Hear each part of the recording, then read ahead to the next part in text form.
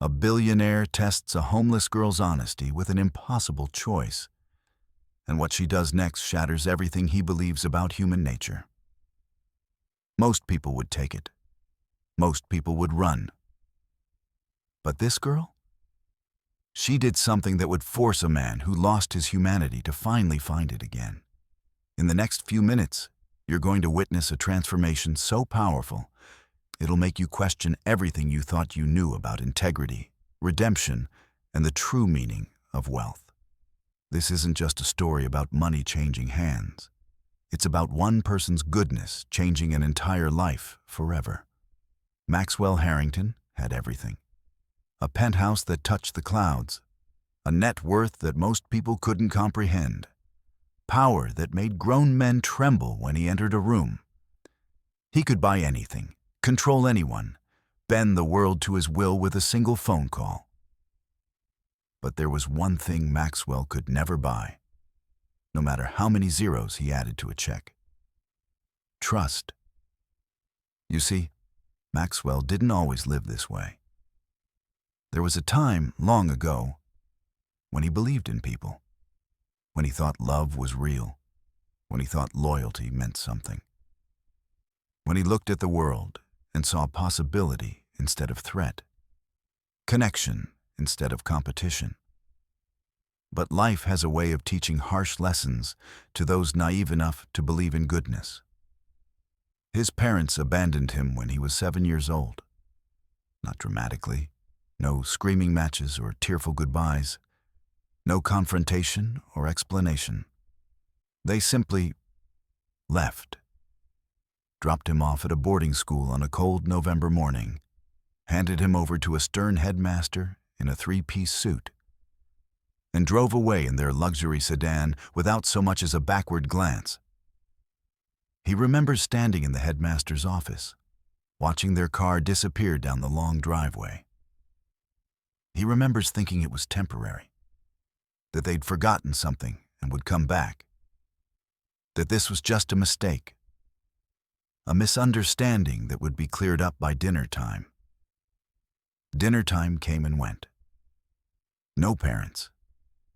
He spent his childhood in that boarding school, a place designed to mold boys into emotionless machines, waiting for letters that never arrived, hoping for phone calls that never came, believing that if he was just good enough, smart enough, perfect enough, they'd return. They never did. Years later, when he was old enough to understand, he learned the truth. His parents had simply moved on. They'd had a second family. They'd built new lives that had no room for the boy they'd abandoned.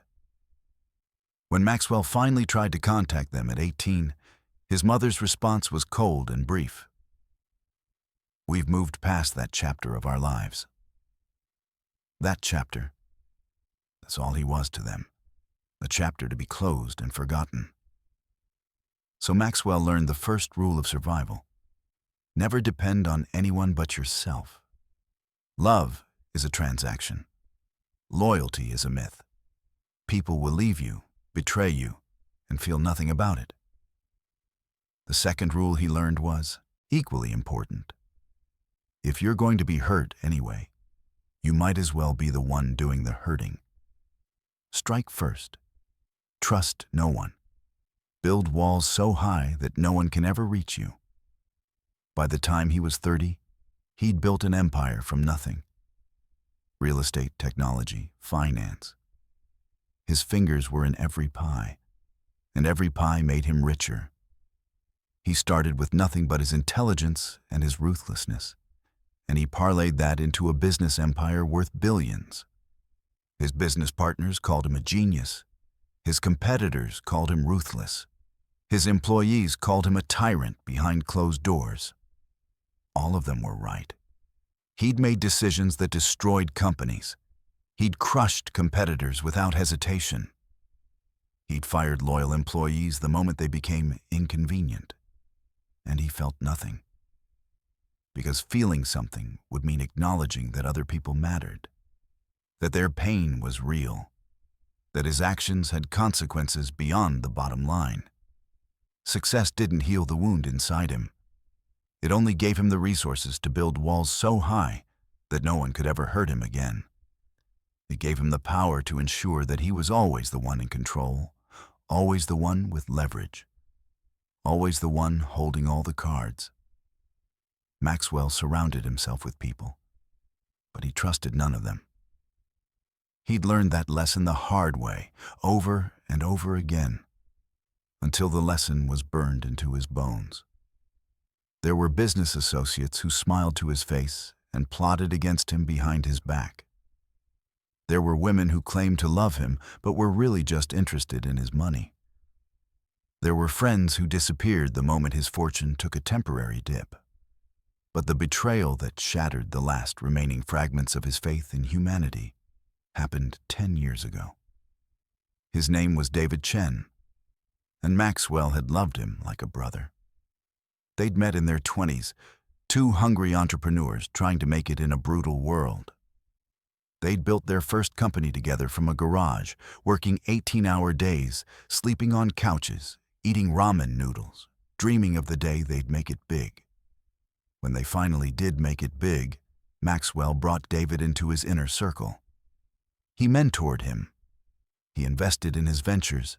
He trusted him with confidential information, with business secrets, with access to his most valuable assets. David was the one person Maxwell had allowed past his walls. The one person he'd believed was different, was genuine, was truly loyal. He was wrong. 10 years ago, Maxwell discovered that David had been stealing from him. Millions of dollars, siphoned away through shell companies and fraudulent transactions. But that wasn't the worst part. David had also been leaking proprietary information to their biggest competitor. He'd been selling Maxwell's secrets, his strategies, his upcoming plans.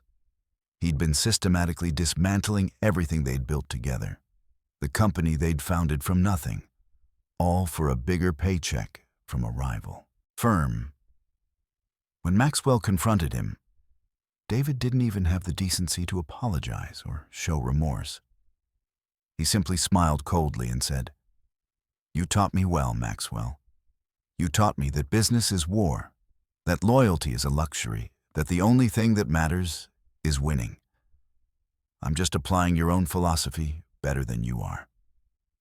That betrayal confirmed what Maxwell had always suspected, what he'd tried to deny in his weak moments. Everyone has a price. Everyone will sell you out. Everyone is fundamentally selfish and corrupt, even the people you love. Especially the people you love. From that moment on, Maxwell stopped trying to connect with people. He stopped believing in loyalty. He stopped hoping for genuine human connection. He stopped even pretending to care about anyone but himself. Instead, he became obsessed with a dark philosophy. If everyone is corrupt, then the only logical response is to be more corrupt, more ruthless, more willing to do whatever it takes to win. Never let anyone close enough to hurt you. Never believe anyone's motives are pure. Never, ever trust. He conducted what he called honesty tests on people around him.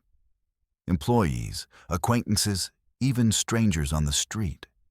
He'd create scenarios designed to tempt them, to see if they'd compromise their integrity for money or advantage. He'd leave wallets full of cash on park benches. He'd offer bribes to see who would take them. He'd create situations where people could easily lie and get away with it, just to confirm that they would. And almost always, they failed. Each failure confirmed his worldview. Each test reinforced his cynicism. He was collecting evidence for a thesis he'd already decided was true. Humanity was fundamentally corrupt, and he was simply one of the few honest enough to admit it. His penthouse became a fortress. His office became a bunker. His relationships became transactions. He had money, power, and influence, but he had no friends, no family, no one who genuinely cared whether he lived or died.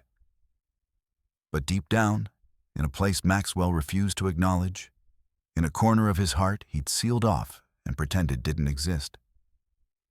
There was a hollow ache, a longing for something real, a desperate, terrified hope that maybe, just maybe, there was still goodness in the world. A hope that maybe, somewhere out there was someone who couldn't be bought, who wouldn't betray him, who might actually be good for goodness' sake rather than for profit or advantage. He just didn't know it yet, but he was about to meet someone who would force him to confront that hope. Someone who would challenge everything he believed, someone who would crack the fortress he'd built brick by brick over decades. It happened on an ordinary Tuesday morning in March. The weather was gray and cold, the kind of day that makes you want to stay inside. Maxwell was walking through downtown, heading to a meeting that would make him another $50 million. A hostile takeover of a mid-sized tech company. The CEO had been fighting hard to keep his company independent, but Maxwell had maneuvered the board into a corner. By the end of the day, the company would be his. The CEO would be out on the street, and Maxwell would be $50 million richer. He wasn't paying attention to the street, to the people around him, to the invisible lives of those struggling just to survive. He was too busy mentally calculating profit margins and planning his next move. That's when he saw her. A girl, maybe 25 years old, sitting on the concrete with her back against a brick wall. Her clothes were torn and filthy, stained with dirt and things he didn't want to think about. Her hair was matted and unwashed, hanging in strings around her face. Her eyes had that hollow, desperate look of someone who'd been broken by circumstance and was barely holding on. She was invisible to most people. They walked past her without seeing her, the way you might walk past a crack in the sidewalk or a stain on the pavement. She was part of the urban landscape, something to be ignored or stepped over. But Maxwell saw her, and in that moment, an idea formed in his mind. A dark idea, a cynical idea, an idea that would set everything in motion. One more test, one more confirmation of his belief that goodness was a luxury only the wealthy could afford, and even then, it was usually just a performance, a mask people wore to feel good about themselves. Maxwell reached into his pocket and pulled out his watch. Not just any watch, a Patek Philippe Nautilus, reference 58711, in white gold. One of the most sought-after watches in the world. Fewer than 5,000 had ever been made. It had a waiting list of years. Collectors competed ruthlessly for the chance to own one. Maxwell had bought it for $52,000 at an auction, not because he needed a watch, he had dozens of watches, but because it was expensive, because it was rare, because owning it demonstrated his superiority. Every time he looked at it, it reminded him that he could afford things that most people would never even see in person. He'd worn it for 3 years. It was one of his most prized possessions, not because of any sentimental value. Maxwell didn't have sentimental attachments to things, but because of what it represented, his power, his wealth, his dominance over the material world. He looked at the girl one more time, studying her face. She was staring down at the ground, lost in her own thoughts, probably thinking about where her next meal would come from, or where she'd sleep tonight, or how much longer she could survive on the streets before her body simply gave out.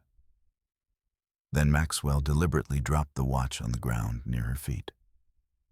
It landed with a soft clink on the concrete, the white gold catching the weak March sunlight and glinting like a beacon.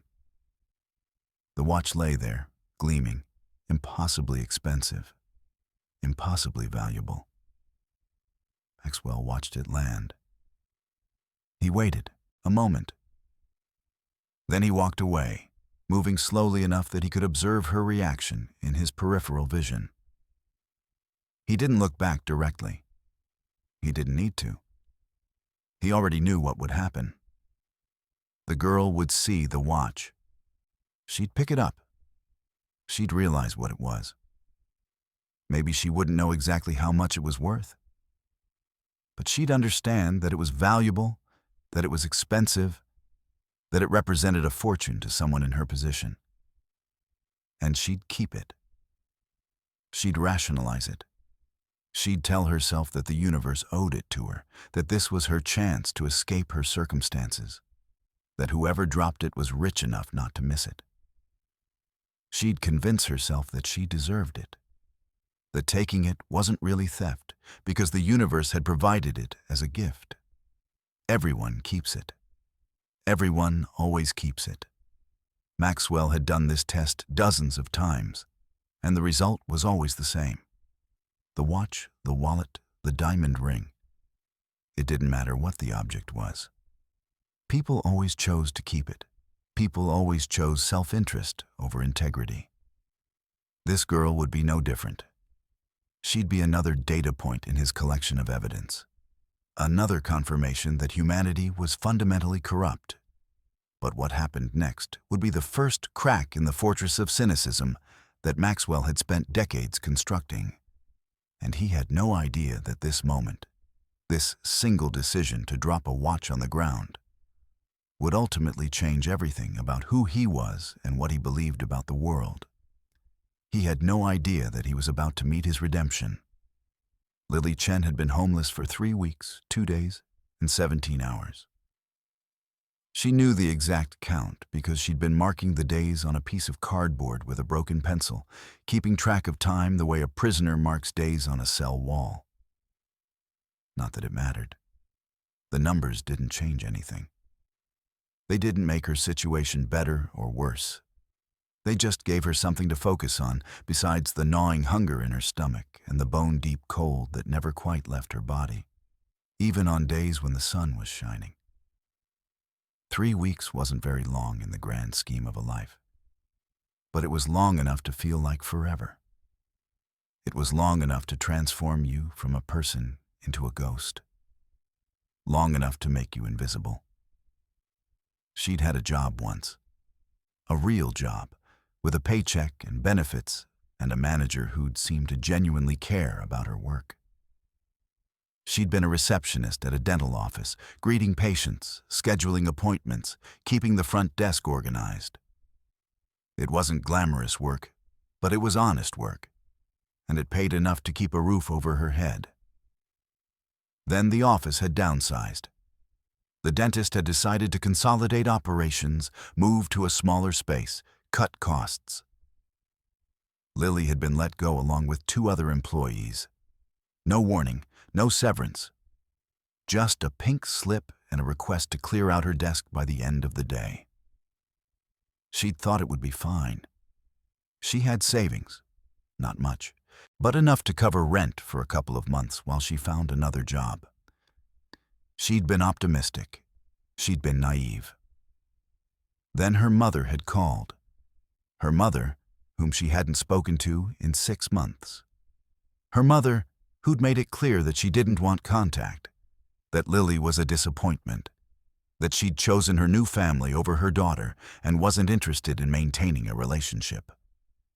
But this time, her mother called. And the reason she called was because Lily's younger brother had gotten into serious trouble. Drug addiction, theft. He'd been arrested, and he needed a lawyer, a good lawyer, an expensive lawyer. Her mother had asked, no, demanded, that Lily send her all her savings, immediately. It was family. It was an emergency. How could she refuse? Lily had tried to explain that she'd just lost her job, that she needed that money to survive, that she couldn't afford to give it away. But her mother had been relentless, guilt-tripping her, manipulating her, making her feel selfish and heartless for not wanting to sacrifice everything for her brother. In the end, Lily had given in. She'd transferred every penny of her savings to her mother. $17,000, gone in a matter of minutes. Her mother had promised to pay her back once the situation stabilized. She'd promised that Lily wouldn't regret it, that family always came through for each other. She'd lied. When Lily tried to contact her a week later to discuss repayment, her mother didn't answer. When she called again, her mother blocked her number. When Lily tried to reach out through other family members, they told her that her mother had made it clear she didn't want to hear from her again. The money was gone. Her savings were gone. Her job was gone. And suddenly, Lily was alone in a way she'd never been before. She tried to find another job immediately. But without an address, without a phone that worked reliably, without clean clothes or a safe place to shower, it was nearly impossible. Employers wanted references. They wanted stability. They wanted employees who looked like they had their lives together. Lily looked like she was falling apart. She'd slept in her car for the first week, but her car had broken down, and she couldn't afford to fix it. She'd left it in a parking lot and walked away, leaving behind the last physical possession that felt like home. The shelter system was overwhelming and terrifying. The shelters were overcrowded, dangerous, filled with people in various states of crisis. She'd spent one night in a shelter and had been propositioned, threatened, and robbed of her shoes. She'd decided that sleeping on the street was safer, even if it was colder and more exposed. So here she was, 3 weeks and 2 days later, sitting on the concrete with her back against a brick wall, trying to make herself small and invisible so that people would leave her alone. She'd learned that trick quickly. If you made yourself small enough, if you didn't make eye contact, if you didn't ask for anything, most people would walk right past you without seeing you. You became part of the urban landscape, something to be ignored. It was a strange kind of freedom, being invisible. No one bothered you if they couldn't see you. No one could hurt you if they didn't acknowledge your existence. But invisibility came with a cost. It meant that you weren't quite real anymore. It meant that you were slowly ceasing to exist, becoming less and less human with each passing day. Lily was thinking about this, staring down at her hands, which were dirty and chapped from the cold, when she heard footsteps approaching. Heavy, confident footsteps. The kind of footsteps that belonged to someone who took up space in the world, who expected people to move out of their way. She didn't look up. Looking up was dangerous. Looking up invited interaction, and interaction was unpredictable. It could be a kind person offering help, or it could be someone looking to take advantage of her vulnerability. She'd learned to keep her eyes down. But then something happened that made her look up despite her instincts. She heard the sound of metal hitting concrete, a distinct clink like something expensive had just been dropped. The sound was so clear, so intentional, that it seemed impossible that it was accidental. She looked up. A man was walking away. Tall, expensive-looking, the kind of man who wore his wealth like armor. He was moving at a deliberate pace, not quite walking away, not quite lingering. And on the ground, a few feet from where she sat, something was glinting in the weak March sunlight. A watch. Lily's breath caught in her throat. Even from a distance, even without knowing anything about watches, she could tell that this was not an ordinary watch. It was white gold, gleaming, beautiful, the kind of thing that belonged in a jewelry store or a museum, not on the dirty concrete of a city street. She looked at the man again. He was still walking away, but slowly. His pace had slowed just enough that he could observe what happened next without appearing to be watching. Lily's heart began to race. This was a test. She understood that immediately, instinctively. This man had deliberately dropped this watch. He was testing her. He wanted to see what she would do. For a moment, she sat frozen, paralyzed by the weight of the choice in front of her. The watch lay there on the concrete, a fortune waiting to be claimed. She could see it from where she sat. She could reach out and grab it in less than a second. No one was watching. The street was relatively empty. She could take it, and no one would ever know. She could take it, and her problems would be solved. She could take it, and she could finally get off the streets. She could get a hotel room. She could take a real shower. She could buy clean clothes. She could eat real food instead of scraps from dumpsters. She could start over. With the money from that watch, she could change her entire life.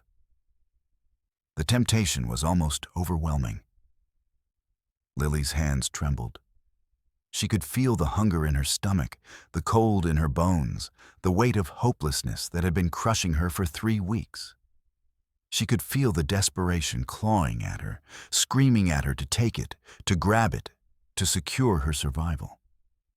This was her way out. This was her miracle. All she had to do was take it. But as she stared at the watch, another voice started speaking in her head. A quieter voice, but no less insistent. A voice that sounded like her grandmother, who'd raised her for the first 10 years of her life before dying of cancer. Her grandmother had been poor, desperately poor. But she'd been the most honest person Lily had ever known. She'd refused to steal, even when they were hungry. She'd refused to lie, even when lying would have made her life easier. She'd lived by a simple code. Do what's right, even when it costs you. Your word is all you have, her grandmother used to say. Once you compromise that, you lose yourself. And when you lose yourself, you lose everything that matters. Lily had carried those words with her into adulthood. They'd guided her through difficult moments, through temptations, through situations where taking the easy way out would have been so much simpler. And they were guiding her now. She looked at the watch again. Then she looked at the man, who was still walking away at that deliberately slow pace. Lily made a decision.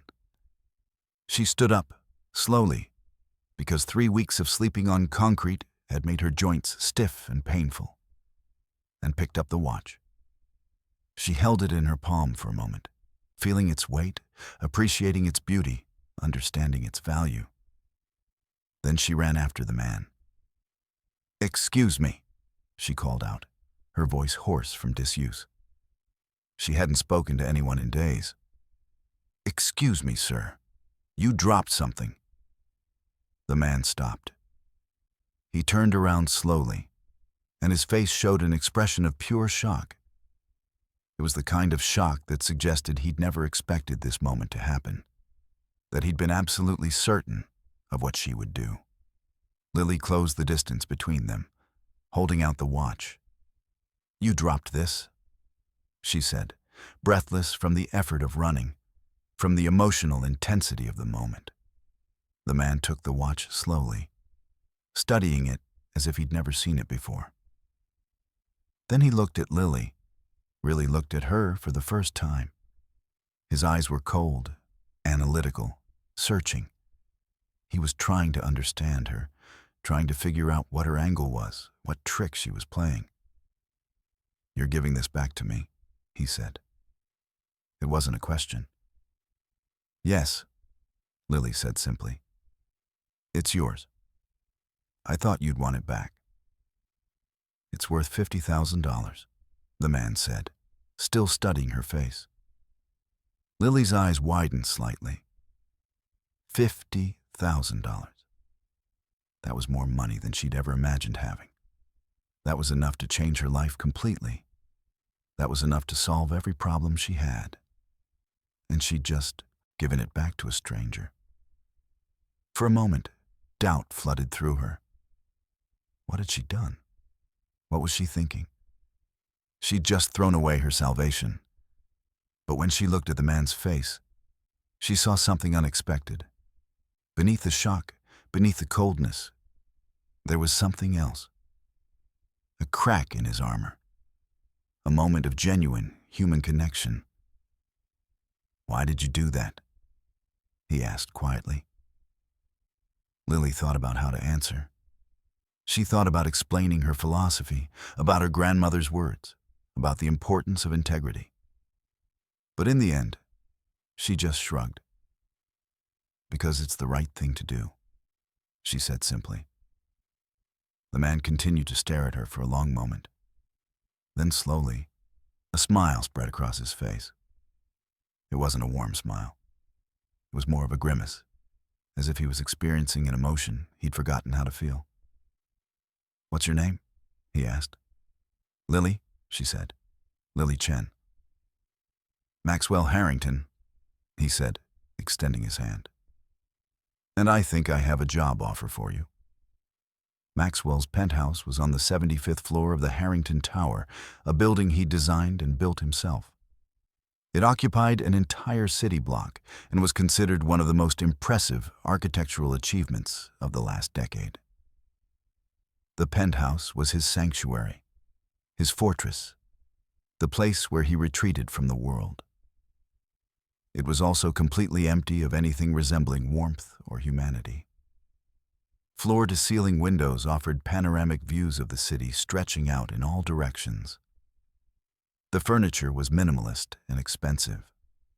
Italian leather, Danish wood, pieces selected by an interior designer who understood that Maxwell wanted his space to reflect power and control, not comfort or joy.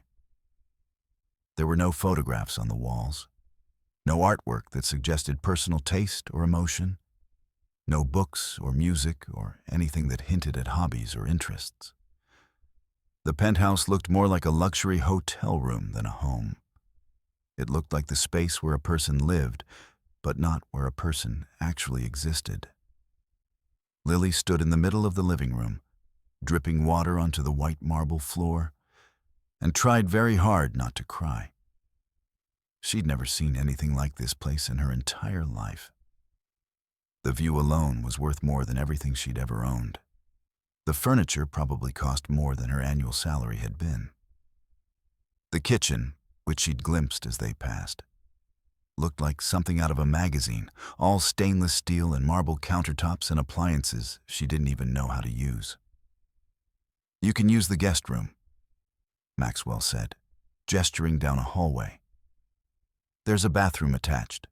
You'll find everything you need: towels, toiletries, fresh clothes.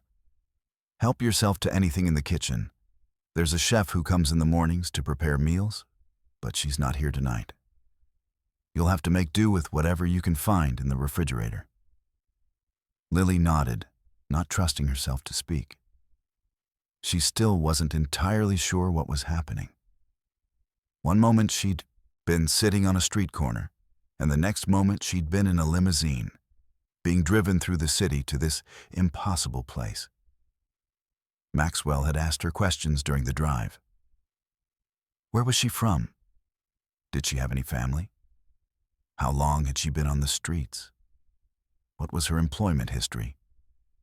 She'd answered honestly, telling him about her job at the dental office, about her mother and brother, about the 3 weeks of homelessness that had felt like 3 years. He'd listened without commenting, his expression unreadable. Then he'd asked her the question that had surprised her the most. "Do you want to work for me?" She'd asked what the job would entail, expecting him to describe some kind of menial position, cleaning, cooking, yard work, something that fit with her current status as a homeless person. Instead, he'd said, "I don't know yet, but I'm interested in finding out." That had been 2 hours ago. Now, standing in the guest room of his penthouse, Lily was trying to process what was happening. Was this real? Was she actually here?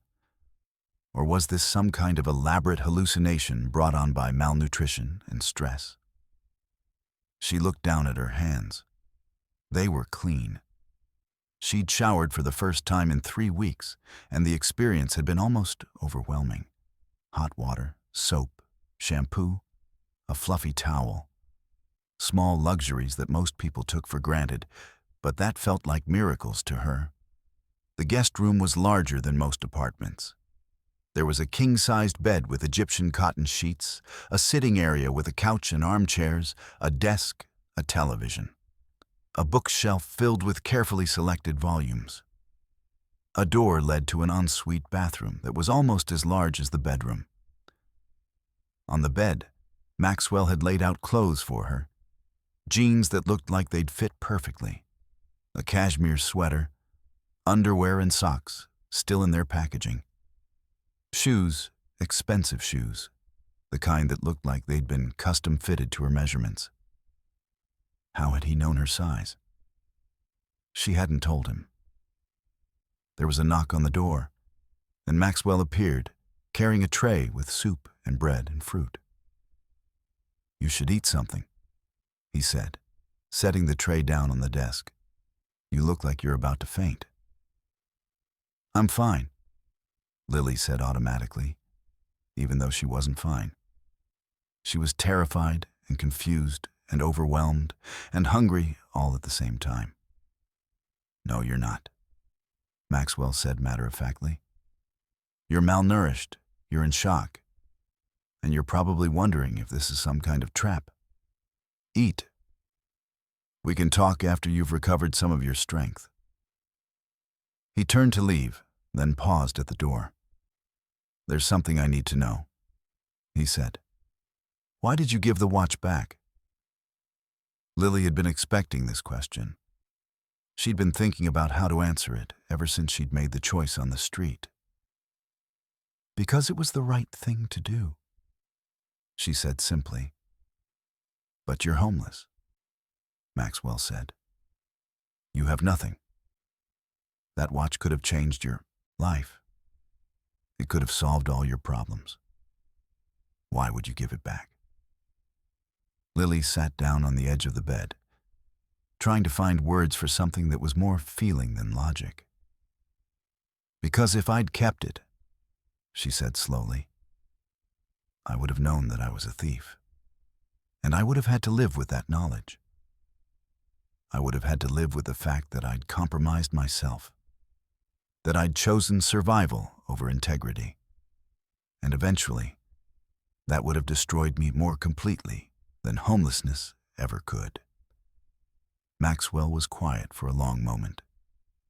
His face was unreadable, but there was something in his eyes that suggested her answer had affected him in some way. "My entire life," he said finally, "I've operated on the assumption that everyone has a price, that everyone will compromise their principles if the stakes are high enough. That goodness is just a performance, a mask people wear to feel better about themselves." He paused, studying her face. "You've just proven me wrong," he said, "and I'm not sure how I feel about that." "Maybe you should sit with that feeling for a while," Lily suggested gently. "Maybe it's trying to tell you something." After Maxwell left, Lily ate the soup. It was the best thing she'd ever tasted. Warm, nourishing, made with real ingredients and real care. She ate slowly, savoring every spoonful, aware that her stomach had shrunk and that eating too quickly would make her sick. Then she lay down on the bed, sinking into sheets that felt like clouds, and she cried. She cried for everything she'd lost. She cried for her mother's betrayal.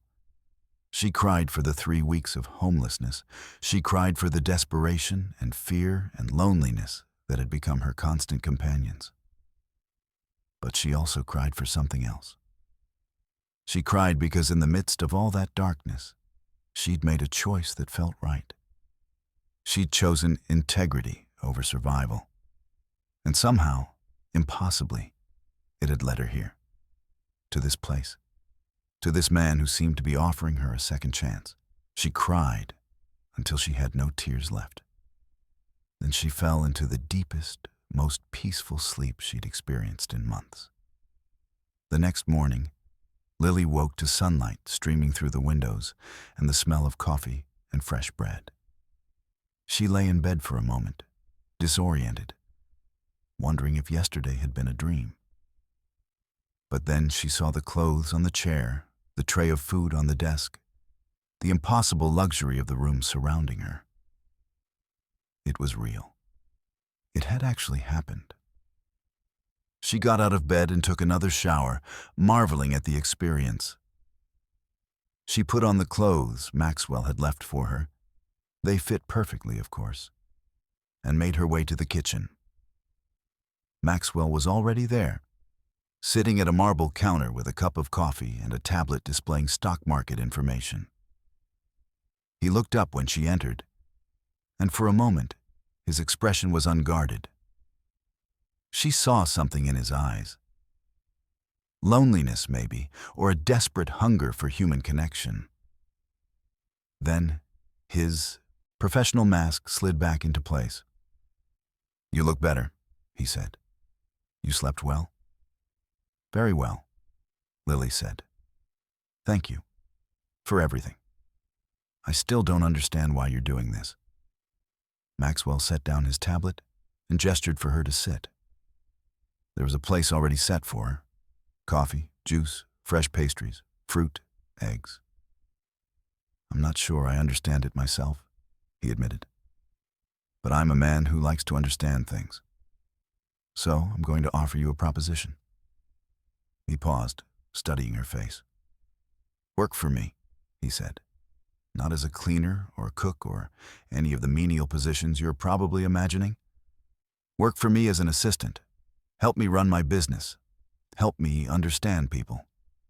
Help me figure out why someone would give back a $50,000 watch when they had nothing." "I don't know anything about business," Lily said. "I was a receptionist." "You know how to treat people with respect," Maxwell said. "You know how to make ethical decisions. You know how to maintain your integrity, even when it costs you. Those are things I need to relearn." He stood up and walked to the window, looking out at the city below. "I've spent the last 40 years building an empire," he said. "I've made billions of dollars. I've accumulated more power and influence than most people can imagine. And I've done it by assuming the worst about people, by treating them as obstacles or tools to be manipulated."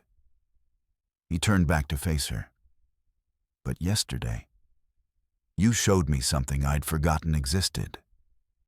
You showed me that goodness is real, that integrity is real, that there are people who will do the right thing even when it costs them everything." He paused. "I want to understand that better.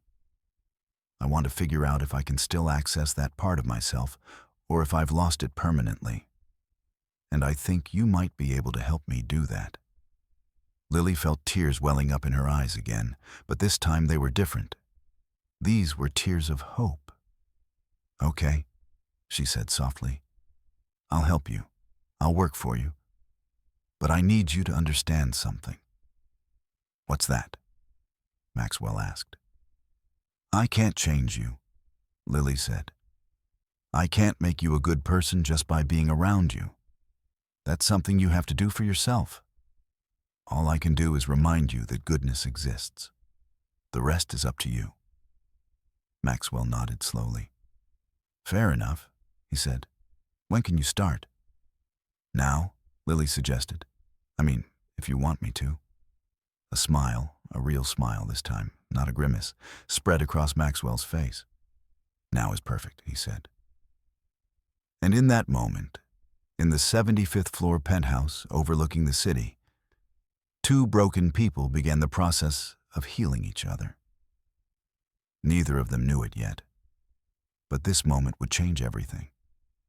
This moment would be the beginning of a transformation that would ripple outward, affecting not just their own lives, but the lives of everyone around them. The fortress of cynicism that Maxwell had spent decades constructing was beginning to crack. And in those cracks, light was starting to pour through. Lily's first week working for Maxwell was a crash course in the complexity of his business empire. His company, Harrington Industries, had fingers in dozens of different sectors: real estate development, technology startups, financial services, manufacturing, hospitality. The organizational structure was labyrinthine. Subsidiaries within subsidiaries, holding companies, investment vehicles, shell corporations designed to shield assets and minimize tax liability. On the surface, it looked like the work of a brilliant businessman. But the more Lily studied it, the more she began to see something else. She began to see the wreckage left behind by Maxwell's ruthlessness. Companies that had been acquired and then stripped for parts. Their assets sold off piecemeal while the employees were laid off without severance. Small businesses that had been crushed by predatory lending practices. Communities that had been displaced by real estate developments that prioritized profit over people. It was staggering.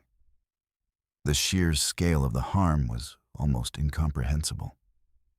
On Friday of her first week, Lily was in Maxwell's office reviewing quarterly reports when she found something that made her blood run cold.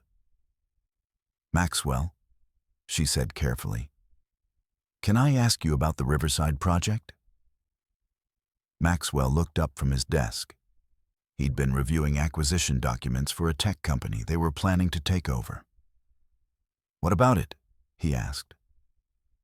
"It's a residential development in the warehouse district," Lily said, pulling up the file on her computer. "You're planning to demolish the existing buildings and build luxury condos. But according to this, there are still people living in those buildings. Rent-controlled tenants. People who've lived there for decades." "Yes," Maxwell said, returning his attention to his documents. "The development is worth $300 million. The current tenants are paying below-market rent. We need to clear them out so we can build." "But they have nowhere to go," Lily said. "Most of them are elderly. They've lived in those neighborhoods their entire lives. Their families are there. Their communities are there. If you displace them, you'll destroy their lives." Maxwell set down his pen and looked at her with an expression of mild annoyance. "That's not my problem," he said. "They can move to another neighborhood. They can find new apartments. The market will sort itself out." "But they can't afford to move," Lily said, her voice rising slightly. "That's why they're in rent-controlled apartments in the first place. If you displace them, they'll end up homeless." Maxwell leaned back in his chair, studying her with an expression that suggested he found her concern naive and somewhat amusing. "Lily," he said slowly, as if explaining something to a child, "this is business. Business isn't about feelings or sentiment. It's about maximizing profit. These people are obstacles to that profit. So we remove them. You could relocate them," Lily said desperately. "You could offer them apartments in the new development at their current rent. You could—" "I could," Maxwell interrupted. "But I won't, because that would cut into my profit margins. And I didn't build this empire by prioritizing other people's comfort over my own financial gain." He turned back to his documents, signaling that the conversation was over. But Lily wasn't done. She stood up, her hands shaking with emotion. "This is exactly what I was afraid of," she said. "This is exactly why I gave back the watch." Maxwell looked up again, his expression hardening. "What do you mean?" he asked coldly. "I gave back the watch because I couldn't live with the knowledge that I'd compromised myself," Lily said. "I couldn't live with the idea that I'd chosen survival over integrity. But you're doing this every single day. You're choosing profit over people. You're choosing money over humanity. And you're doing it deliberately, with full knowledge of the harm you're causing. She took a breath, trying to steady herself. You asked me to help you relearn goodness, she said. But I don't think you actually want to relearn it. I think you want me to validate your choices. I think you want me to tell you that what you're doing is okay. Maxwell's face flushed with anger. He stood up abruptly, his chair rolling backward and hitting the window. You're right, he said coldly. I don't want your judgment. I don't want your moral lectures. I want you to do your job, which is to help me run my business more efficiently, not to question my decisions. Then I quit, Lily said quietly. The words hung in the air between them like a physical force. Maxwell stared at her, his expression unreadable. For a moment, Lily thought he might explode into rage. But instead, something else happened. His face went pale, and for just a second, she saw genuine fear in his eyes. Then his professional mask slid back into place. Fine, he said coldly. I'll have security escort you out. Your severance will be deposited into your account by tomorrow. You can keep the clothes. Lily felt tears streaming down her face, but she didn't wipe them away. She walked toward the door, her heart breaking. She was halfway there when Maxwell spoke again. Wait, he said quietly. Lily stopped but didn't turn around. Sit down, Maxwell said. Please. She turned back and looked at him. His expression had changed completely. The anger was gone, replaced by something raw and vulnerable. He looked like a man who'd just realized something terrible about himself. Lily sat back down in the chair across from his desk. For a long moment, Maxwell didn't speak. He just stared down at his hands, as if seeing them for the first time. My entire life, he said finally, I've been operating under the assumption that I had to choose. That I had to choose between being successful and being good. That you couldn't be both. That if you wanted to win in business, you had to be willing to hurt people. He looked up at her, and his eyes were wet. But when you said you were quitting, he continued, I realized something. I realized that I was more afraid of losing you than I was of losing $300 million. And that terrified me, because it suggested that maybe, just maybe, I've been wrong about everything. He stood up and walked to the window, looking out at the city below. The Riverside Project, he said. Cancel it. What? Lily said, shocked. Cancel it, Maxwell repeated. Or better yet, modify it. Build the condos, but include a significant number of units for affordable housing. Offer the current tenants the right of first refusal to stay at their current rent.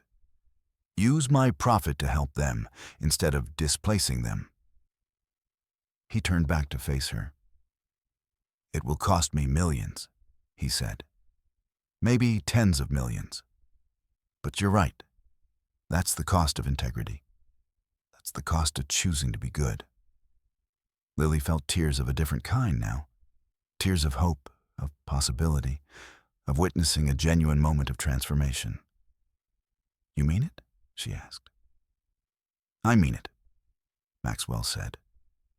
But I need to warn you, this isn't going to be easy. I've built an entire empire on the principle of ruthlessness. There are going to be moments when I slip back into old patterns. There are going to be times when I want to choose profit over people, and I'm going to need you to call me out when that happens. Okay, Lily said. I can do that. And I need to apologize, Maxwell continued, for what I said, for dismissing your concerns, for acting like your moral perspective was naive. You were right, and I was wrong. I'm sorry. It was the first time Lily had heard Maxwell apologize for anything. The sincerity in his voice was unmistakable. Apology accepted, she said.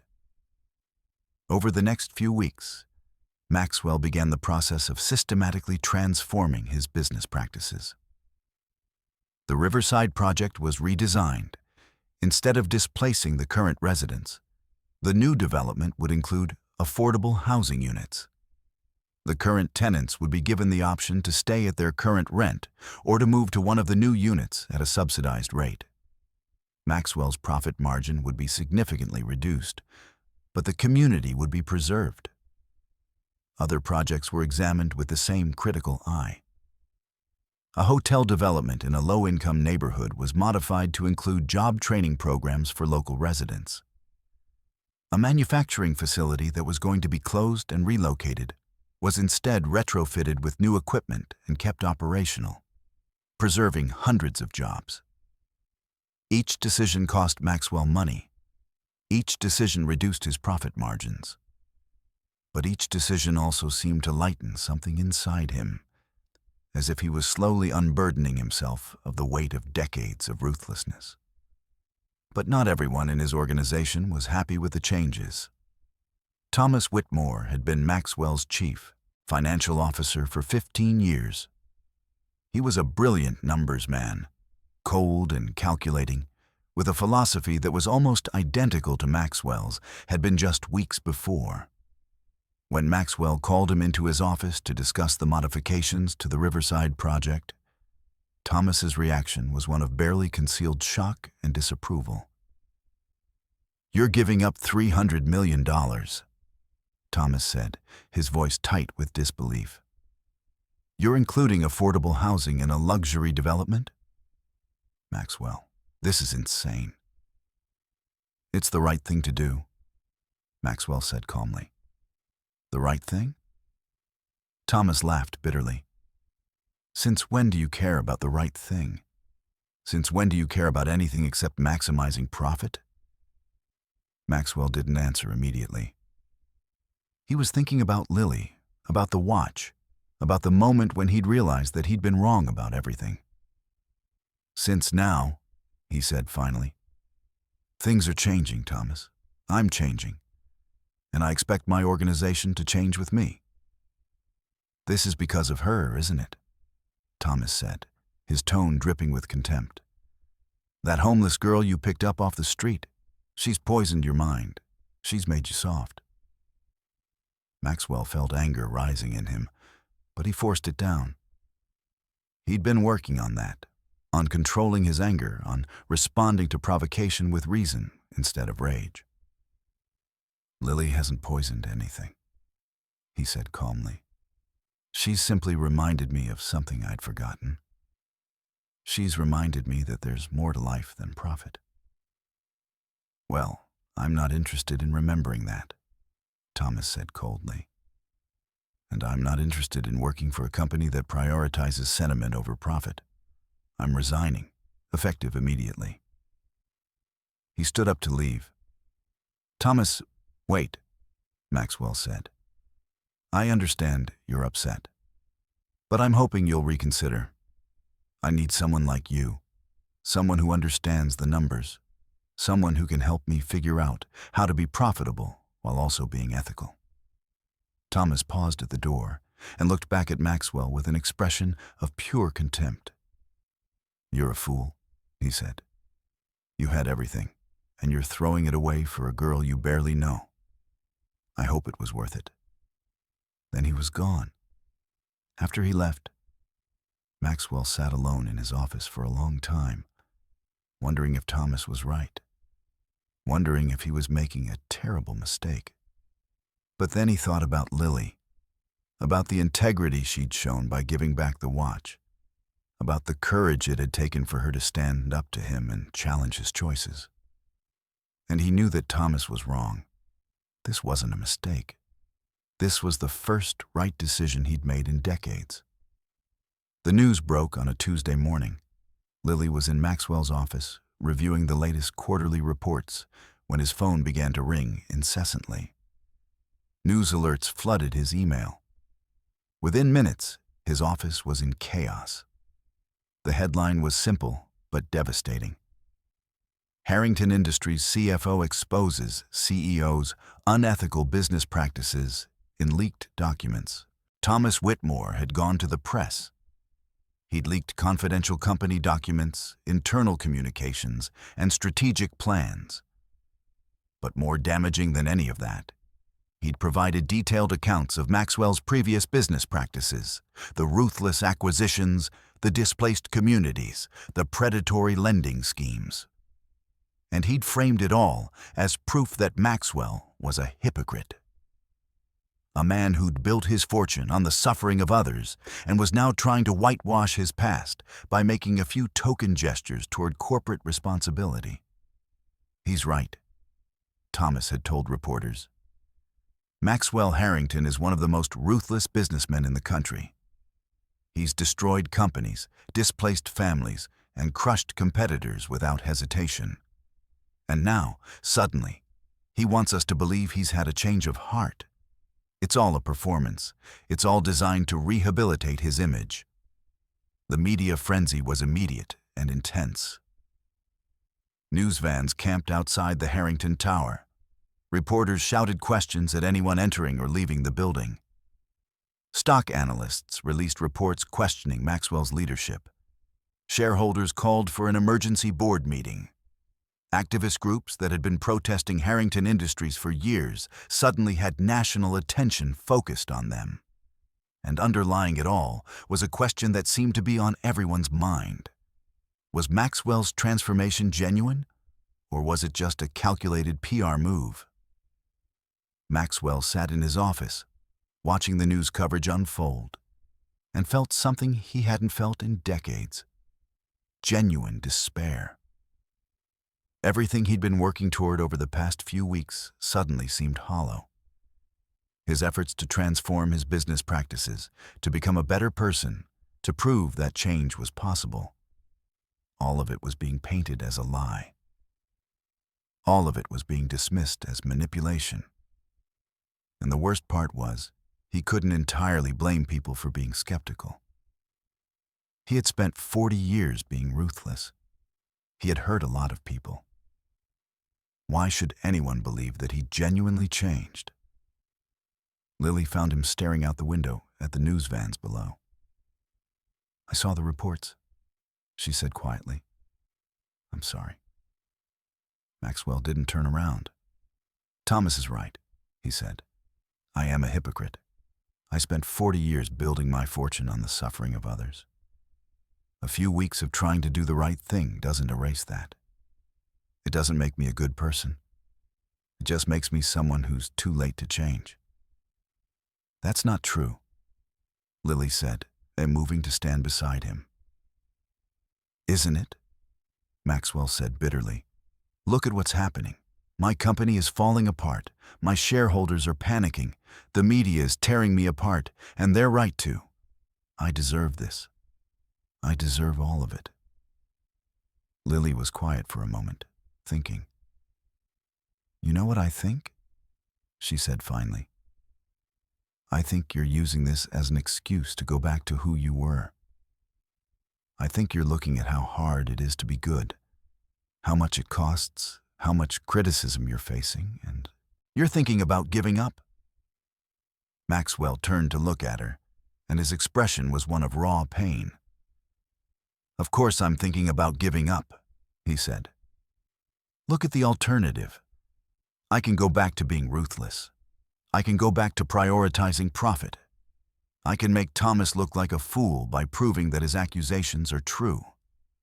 I can rebuild my empire and be richer and more powerful than ever. Or I can continue down this path, lose billions of dollars, face endless criticism, and probably end up with nothing." "Yes," Lily said simply. "That's exactly the choice you're facing. And that's exactly why it matters." She walked over to his desk and pulled up something on his computer. It was a video, a news report from a local station. The video showed the Riverside neighborhood. It showed the buildings that were supposed to be demolished. And it showed residents of those buildings, elderly men and women, families with children, talking about what Maxwell's decision to preserve the neighborhood had meant to them.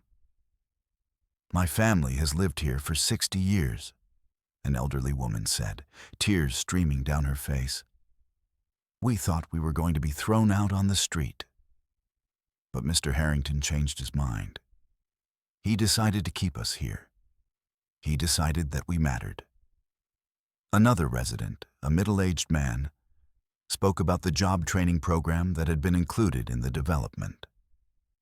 I was going to lose my job when the factory closed, he said. But the new owner, Mr. Harrington, he kept it open. He gave me a chance to learn new skills. He gave me hope. Lily turned off the video and looked at Maxwell. That's real, she said. That's not a performance. Those people's lives have genuinely changed because of your choices, and no amount of criticism from the media or from Thomas Whitmore can take that away.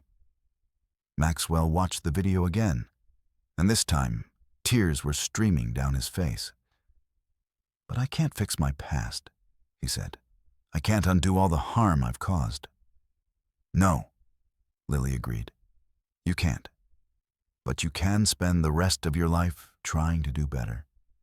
You can spend the rest of your life making amends. You can use your wealth and your power to help people instead of hurt them. That won't erase your past, but it will change your future. She paused.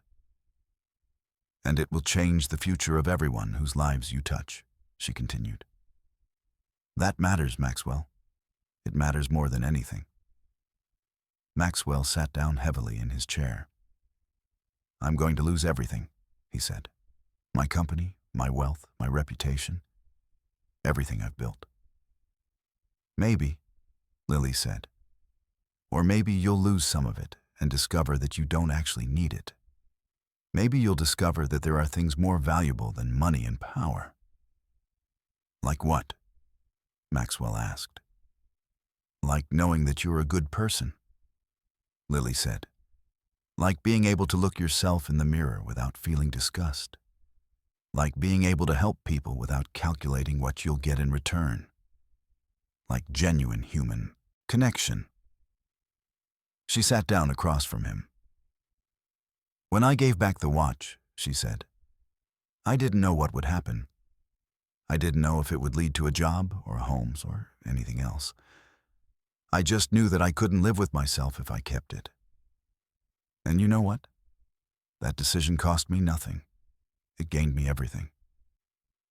That's different, Maxwell said. You didn't have anything to lose. I had my integrity to lose, Lily said. And that's the only thing that actually matters. Everything else, the money, the power, the possessions, it's all temporary. It all goes away eventually. But your integrity, your character, who you are as a person, that's the only thing that's truly yours. That's the only thing that actually lasts.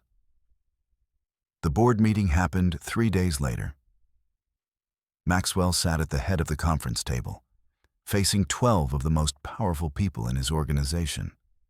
They were angry, scared, and demanding answers. The stock price has dropped 15% since the Thomas Whitmore story broke, one board member said. Investors are panicking. We need to do damage control. We need to fire you, another said bluntly. You're toxic. Your presence is destroying the company. If you step down, we can bring in new leadership and rebuild. Maxwell listened to all of it without responding. He let them vent their frustrations, their fears, their anger.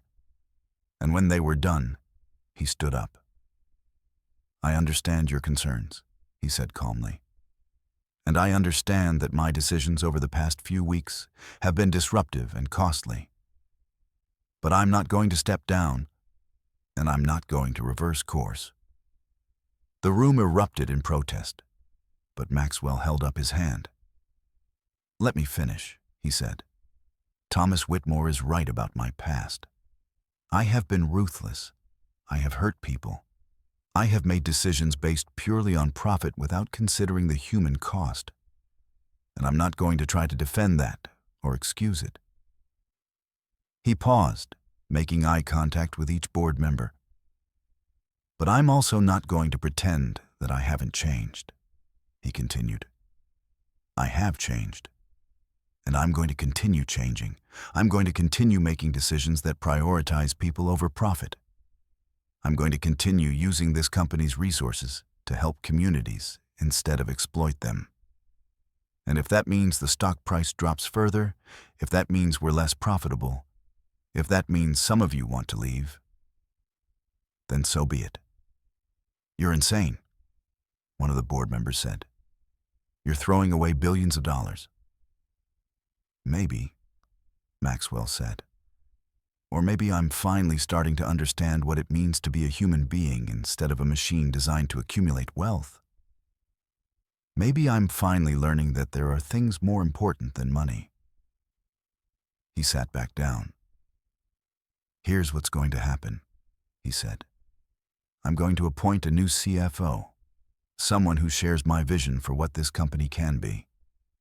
We're going to continue with the Riverside project as currently designed. We're going to continue with the job training programs. We're going to continue with every initiative designed to help people instead of hurt them. He looked directly at the board members who'd been most vocal in their opposition. And if you can't support that vision, he said, then you're welcome to resign from the board. I'll buy out your shares at fair market value, but I'm not going to compromise on this. The meeting ended shortly after that. 3 board members resigned on the spot. 2 others said they'd need time to think about it. But surprisingly, several board members stayed. And one of them, a woman named Patricia Chen, who'd been on the board for 5 years, approached Maxwell after the meeting. I want to help, she said. I've been watching what you're trying to do, and I think it's important. I think it's brave. And I want to be part of it. Maxwell felt something shift inside him. For the first time since the scandal broke, he felt a glimmer of hope. Thank you, he said simply. Over the next few weeks, the situation began to stabilize. Yes, the stock price continued to fluctuate. Yes, some investors pulled out. Yes, the media continued to question Maxwell's motives.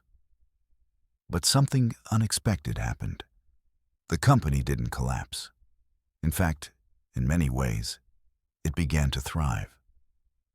Employees who'd been demoralized by years of ruthless cost-cutting suddenly felt energized.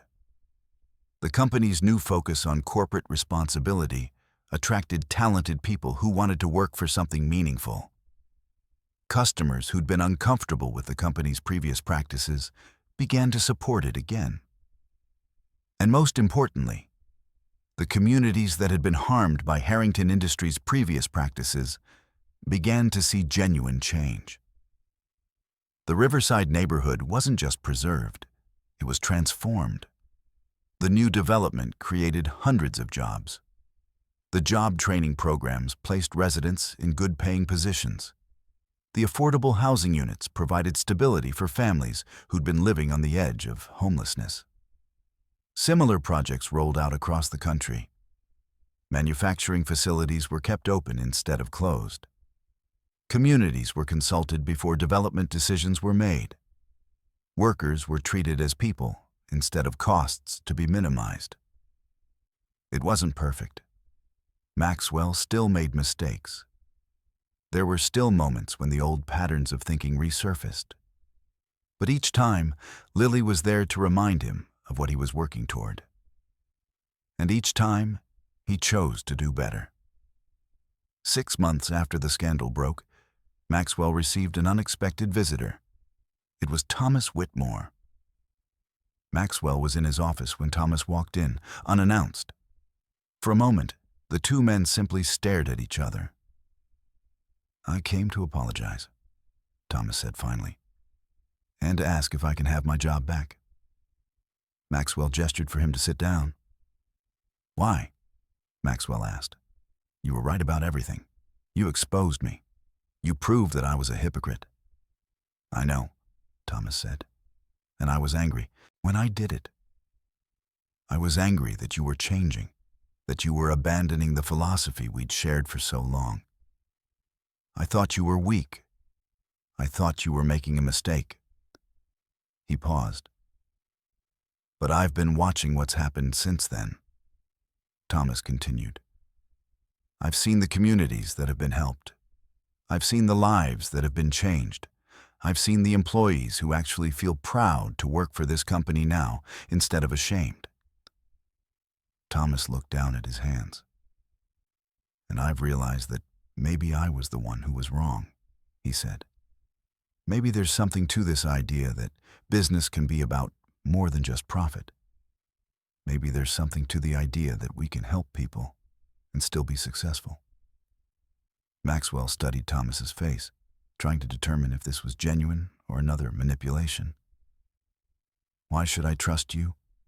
Maxwell asked. "You betrayed me once. What's to stop you from doing it again?" "Nothing," Thomas said honestly. "I could betray you again. But I don't want to. I want to be part of what you're building. I want to help transform this company into something that actually makes a positive difference in the world." Maxwell was quiet for a long moment. Then he said, "Okay, you can have your job back, but on one condition." "What's that?" Thomas asked. "You have to genuinely believe in what we're doing," Maxwell said. "You have to understand that profit is no longer our only goal. You have to be willing to make decisions that prioritize people over money. Can you do that?" Thomas nodded slowly. "I can," he said. "I want to."